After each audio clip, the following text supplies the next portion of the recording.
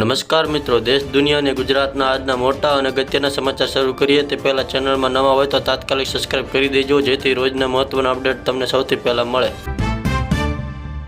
તો મિત્રો, સૌપ્રથમ વાત કરીએ ગુજરાતના હવામાનની. અરબી સમુદ્રમાં વાવાઝોડાનો ખતરો. નવું લો પ્રેશર સર્જાતા હવામાન વિભાગે ચેતવણી આપી છે કે આગામી 48 કલાકમાં વાવાઝોડું ફેરવાઈ શકે છે. તો બીજી તરફ તટીય વિસ્તારોમાં માછીમારોને સમુદ્રમાં ન જવા અનુરોધ કરવામાં આવી રહ્યો છે. તો સમાચારમાં આગળ વાત કરીએ તો રક્ષા ક્ષેત્રે ભારતની ચેતવણી. રક્ષામંત્રી રાજનાથસિંહે પાકિસ્તાનને સ્પષ્ટ શબ્દોમાં કહ્યું કે હવે તેમની દરેક ઇંચ જમીન ભારતની બ્રહ્મોસ મિસાઇલની રેન્જમાં છે. ત્યારબાદ સમાચારમાં આગળ વાત કરીએ તો અગરકરે મોહમ્મદ શામીને બતાવ્યો અરીસો. શામીએ તાજેતરની મેચમાં શાનદાર 7 વિકેટ ઝૂલીને ટીમ ઇન્ડિયામાં વાપસીના સંકેત આપ્યા છે. તો બીજી તરફ અફઘાનિસ્તાનના 3 ક્રિકેટરના મોત બાદ આખા ક્રિકેટ વિશ્વમાં શોકની લાગણી ફેલાઈ છે. આ હુમલાને લઈને અફઘાનિસ્તાને પાકિસ્તાન સામે કટાક્ષ કર્યો છે અને કતારમાં પીસ મિટિંગ બોલાવવામાં આવી છે. ત્યારબાદ ફટાફટ સમાચારમાં આગળ વાત કરીએ તો વિદ્યાર્થીઓ માટે મહત્વની ખબર સામે આવી. શિષ્યવૃત્તિ પરીક્ષાના ફોર્મ ભરવાની છેલ્લી તારીખ હવે 31 ઓક્ટોબર સુધી લંબાવવામાં આવી છે. શિક્ષણ વિભાગે જણાવ્યું કે સર્વિસમાં ટેકનિકલ ખામી અને વિદ્યાર્થીઓની માંગને ધ્યાનમાં રાખીને આ નિર્ણય લેવાયો છે.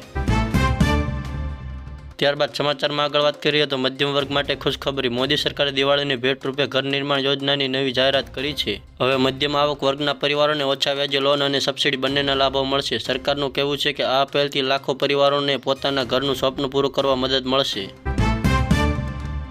ત્યારબાદ ફટાફટ સમાચારમાં આગળ વાત કરીએ તો ગેરકાયદેસર સિંહ દર્શન પર કડકાઈ. વન વિભાગે જાહેર કર્યું છે કે દિવાળી વેકેશન દરમિયાન ગેરકાયદેસર રીતે સિંહ દર્શન કરવા જશો તો મોટી સજા અને દંડ બંને લાગશે. કાયદા મુજબ 25,000 રૂપિયાનો દંડ અને 3 વર્ષ જેલની સજા થઈ શકે છે. ત્યારબાદ સમાચારમાં આગળ વાત કરીએ તો હીરા ઉદ્યોગ માટે મિશ્ર સંકેતો. નેચરલ હીરાની મંદી વચ્ચે હવે લેબ ગ્રોન ડાયમંડમાં તેજી આવી રહી છે. તો બીજી તરફ સુરતના રત્ન કલાકારો માટે દિવાળીની ખુશીઓ લઈને આવી છે. માંગણી અને નિકાસ બંનેમાં વધારો નોંધાયો છે. ત્યારબાદ સમાચારમાં આગળ વાત કરીએ તો સુપ્રીમ કોર્ટનો મોટો નિર્ણય. બહેનોને ભેટ સ્વરૂપે મળેલી સંપત્તિ કે પૈસા હવે કોઈ ટેક્સ લાગશે નહીં. ન્યાયાલયે કહ્યું કે પરિવારની ભેટ પર ટેક્સ વસૂલ કરવો એ અન્યાય છે. તો સમાચારમાં આગળ વાત કરીએ તો ઇલેક્ટ્રિક વાહનોમાં ભારતનો ધમાકો. દેશમાં ઈવી અને બેટરી ઉદ્યોગ ઝડપથી વિકસી રહ્યો છે, જેના કારણે ચીન ચિંતિત બની રહ્યું છે. તો બીજી તરફ CWTOમાં ચીને ભારત સામે ફરિયાદ દાખલ કરી છે. ત્યારબાદ ફટાફટ સમાચારમાં આગળ વાત કરીએ તો મહારાષ્ટ્રમાં મોટો એક અકસ્માત સર્જાયો. મહારાષ્ટ્રમાં એક પર્વતીય વિસ્તારમાં પિકઅપ વાહન ઉડી ખીણમાં પટકતા 8 લોકોના મોત થયા છે અને 15થી વધુ લોકો ઘાયલ થયા છે. તો બીજી તરફ સ્થાનિક પોલીસ અને NDRFની ટીમે બચાવની કામગીરી હાથ ધરી છે. મુખ્યમંત્રી એકનાથ શિંદેએ મૃતકોના પરિવારોને સહાયની જાહેરાત કરી છે.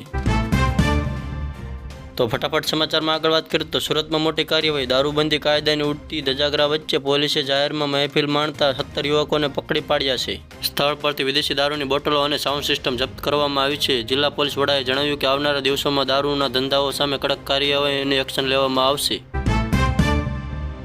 ત્યારબાદ ફટાફટ સમાચારમાં આગળ વાત કરીએ તો ગુજરાતના રાજકારણમાં ધમધમાટ. ધનતેરસના શુભ દિવસે નવા મંત્રીઓએ શપથ લીધા છે અને હર્ષસંઘવીને ડેપ્યુટી CM બનાવવામાં આવ્યા છે. ગુજરાતને 3.5 વર્ષ બાદ ફરી નાયબ મુખ્યમંત્રી મળ્યા છે. સ્વરૂપજી ઠાકોર અને રમેશ કટારા સહિત 25 મંત્રીઓએ શપથ લીધા છે. આ વખતે સૌરાષ્ટ્ર અને પાટીદારોને વધારે મહત્વમાં આપવામાં આવ્યું છે.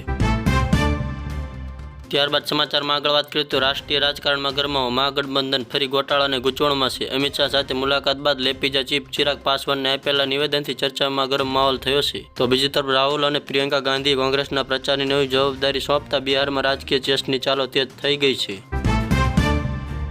તો ફટાફટ સમાચારમાં આગળ વાત કરીએ તો સાબરકાંઠામાં જૂથર અથડામણ. અલ્પ પ્રમાણમાં ઝઘડાથી શરૂ થયેલી બાબત મોટા તોફાનમાં ફેરવાય છે. 10 મકાનોમાં તોડફોડ, આગજણી અને 20થી વધુ લોકોને ઇજાગ્રસ્ત કર્યા છે. પોલીસે પરિસ્થિતિ કાબૂમાં લેવા માટે લાઠીચાર્જ કર્યો અને અનેક લોકોની ધરપકડ કરી છે.